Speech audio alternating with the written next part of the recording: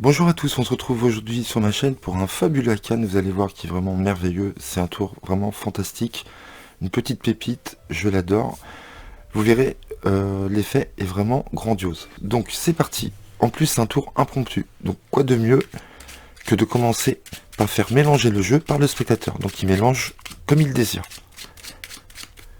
Vous récupérez les cartes et vous allez faire 2 tas, donc vous allez faire 2 tas.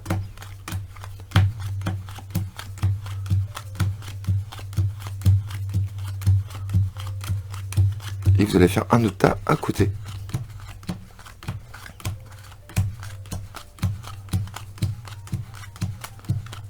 Comme ceci. Vous retournez les 2 tas, face cachée, vous les égalisez.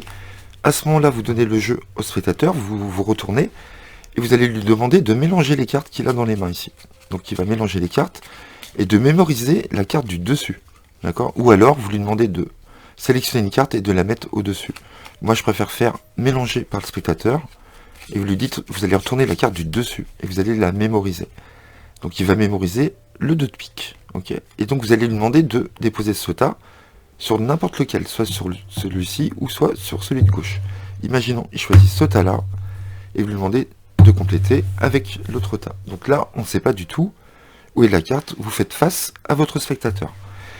Là, vous pouvez introduire un dé ou pas, c'est à vous de voir. Donc imaginons, j'ai un dé invisible, et donc vous dites au spectateur, sur un dé, nous avons 6 faces. Donc je vais distribuer 6 cartes. 1, 2, 3, 4, 5 et 6. Voilà.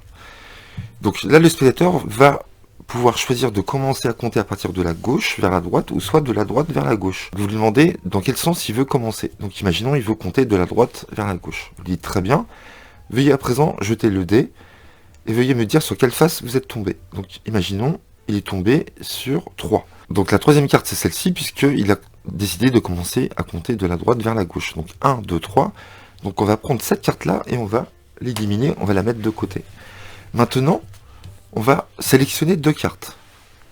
Pour faire ceci, vous allez prendre les cartes, monsieur, allez-y, vous donnez les cartes dans les mains du spectateur, et vous lui dites, vous allez prendre la première carte au-dessus, vous la mettez en dessous, allez-y, et la prochaine, vous la mettez sur le tapis. Vous prenez la prochaine en dessous, sur le tapis, et ainsi de suite. Il va vous rester une carte dans les mains. Cette carte-là, on va la sélectionner, on va la mettre de côté.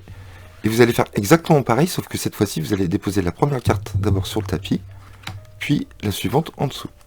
Sur le tapis, en dessous, sur le tapis. Il vous reste une carte dans les mains. Nous allons également sélectionner cette carte-là. Nous aurions pu alors tomber sur ces 4 cartes-là, mais le hasard en a décidé autrement. Nous sommes tombés sur le 8 de carreau et le 3 de pique. Et ce qui serait fou, c'est que si on additionne ces 2 cartes-là, on tombe sur 11, et qu'on compte 11 cartes et qu'on tombe sur votre carte, ce serait vraiment incroyable. Donc là, vous demandez la carte du spectateur, il va vous dire le 2 de pique, et vous le laissez compter. 1, on peut compter comme ça, 1, 2, 3, 4, 5, 6, 7, 8, 9, 10, et 11, on arrive bien sur le 2 de pique. Voilà, c'est merveilleux.